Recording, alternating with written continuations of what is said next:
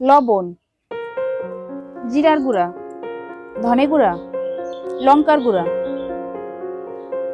সরিষার তেল। এবার হাত দিয়ে ভালো করে মেখে নেব। এবার 10 মিনিট চাপা দিয়ে ঢেকে রেখে দেবো।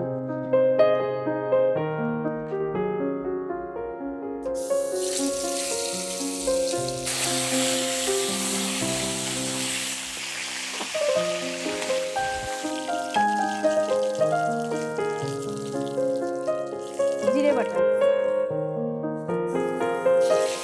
আদা বাটা, রসুন বাটা, পেঁয়াজ বাটা,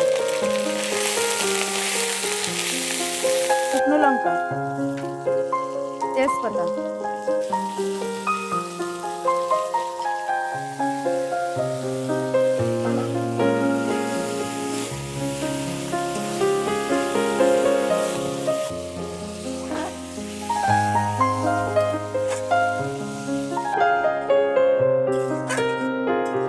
গরম মশলা দেব,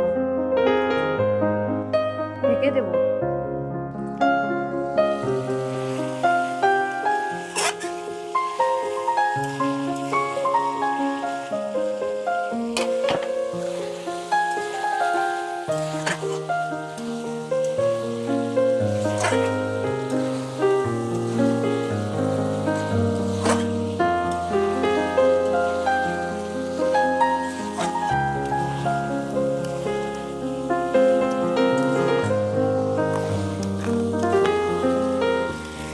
মাংসটা আমার রেডি হয়ে গিয়েছে, এখন নামিয়ে রেখে দিব।